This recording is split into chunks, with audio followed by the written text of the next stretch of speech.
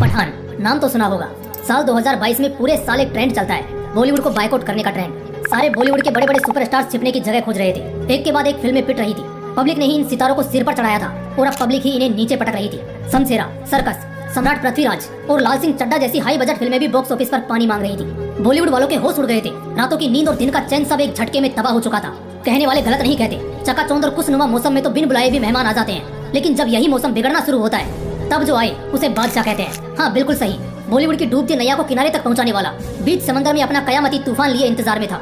तुम्हारे दिल में जितनी आग 100 ऐसी मोटिवेशनल वीडियोस देखकर लगेगी, उतने पर आज का ये अकेला वीडियो काफी है। एक सच्चे जमाने की कहानी तुम गौर से देखोगी कि जब इतनी बड़ी सिनेमा इंडस्ट्री बॉलीवुड, जिसे लोग कह रहे थे अब खत्म हो चुका है, लेकिन उसे बचाने के लिए बादशाह आ चुका है। बिल्कुल सही सोच रहे हो। पठान 4 साल के इंतजार के बाद दोबारा लौट चुका है। अपने कुर्सी की पेटियां बांध लीजिए, क्योंकि मौसम बिगड़ने वाला नहीं बल्कि सच में बिगड़ चुका है। ये वीडियो मैं अगर चाहता तो पठान के रिलीज से पहले भी ला सकता था। फर्स्ट डे फर्स्ट शो के बाद भी रिलीज कर सकता था, क्योंकि मुझे पहले से ही इस मौसम के बिगड़ने का अंजाम मालूम था। लेकिन मैं बस इंतजार कर रहा था कि खुद दुनिया को पता चल जाए कि 4 दिन के लिए अगर शेर जंगल से गायब हो जाए तो वो जंगल लोमड़ी और भेड़ियों का नहीं हो जाता। हर कहानी बहुत कुछ सिखा जाती है। इस वीडियो में मैं तुम सभी को 5 ऐसी मंत्रमुग्ध बातें सिखाऊंगा जो बेशक तुम वीडियो के आखिर तक पहुंचते पहुंचते सीख जाओगे। और अगर वाकई में तुम इन्हें सीख गए तो जिंदगी में तुम्हें कभी किसी की आलोचना से घंटा फर्क नहीं पड़ेगा। किसी भी रुकावट से तुम नहीं रुकोगे और किसी भी खराब परिस्थिति में भी तुम नहीं झुकोगे। इन लाइफ लेसन्स को हम पठान फिल्म की ऑन स्क्रीन और ऑफ स्क्रीन दोनों ही सिचुएशन से सीखेंगे। कसम से बहुत मजा आने वाला है। बस आखिर तक मेरी आवाज के साथ बने रहना। मौसम हर बीते लम्हे के साथ सच में बिगड़ने वाला है। तो चलो शुरू करते हैं। लेसन नंबर 1, शेर भौंकना नहीं दहाड़ना जानते हैं। बहुत काबिल क्वालिटी है जो आप पठान फिल्म और इसकी जान शाहरुख खान से सीख सकते हैं। भौंकना कुत्तों का काम होता है, शेरों को भौंकना नहीं दहाड़ना आता है।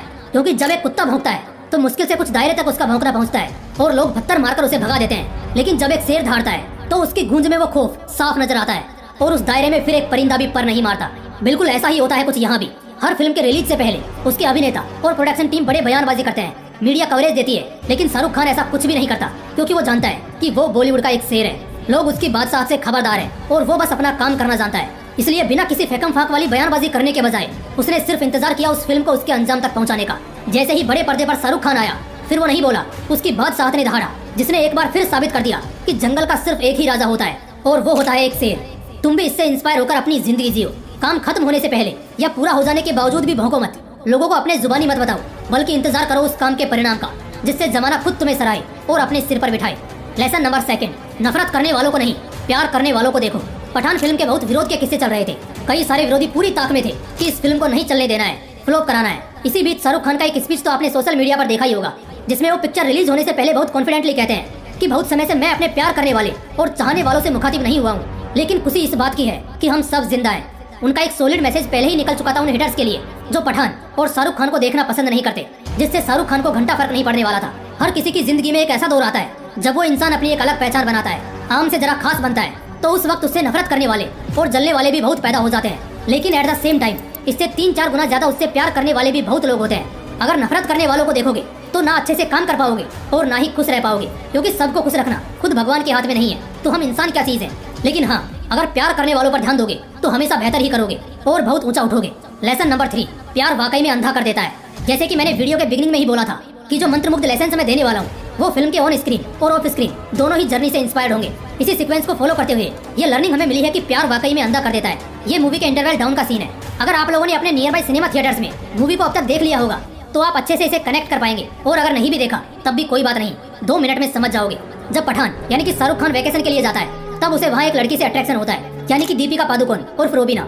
लेकिन बाद में वो पठान के दुश्मन जिम के गैंग की निकलती है। यहाँ तक सब ठीक था, लेकिन जिम के जाने के बाद रूबीना जिम के ही लोगों को मारकर पठान को बचा लेती है और फिर दोनों वहाँ से निकल जाते हैं। यहाँ ऐसा लग रहा था जैसे रूबीना पठान की हमदर्द हो, उसकी दोस्त हो। इसी वजह से बहुत हद तक इस समय पठान का ध्यान उसके मिशन पर कम और रूबीना पर ज्यादा था। और फिर दोनों जब एक 10 मिनट के एक बहुत ही छोटे से पीरियड के एक बहुत ही कॉम्प्लेक्स मिशन को अंजाम देते हैं तो वहाँ भी रूबीना पठान का बहुत साथ देती है। लेकिन जैसे ही मिशन सक्सेसफुल होने वाला होता है, ठीक एंड वक्त पर रूबीना पठान को धोखा दे देती है, जिससे पठान फॉरएवर अब उस अंडरग्राउंड में कैद हो सकता है।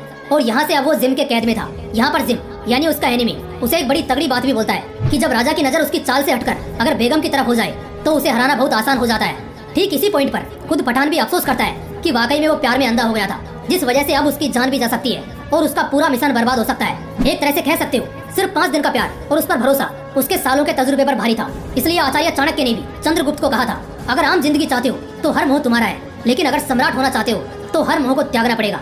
मेरी आपकी इनफैक्ट हर किसी की जिंदगी में एक ऐसा वक्त तो आता ही है जब जानबूझकर वो शख्स प्यार का उड़ता तीर अपनी किस्मत में ले लेता है। जरूरी नहीं वो धोखा ही हो, लेकिन ये जरूर होगा कि प्यार के मोह में आपका ध्यान आपके लक्ष्य, आपके कर्तव्य से बहुत कम हो जाएगा, जिसका परिणाम ये होगा कि आप बीच रास्ते में ही खो जाओगे।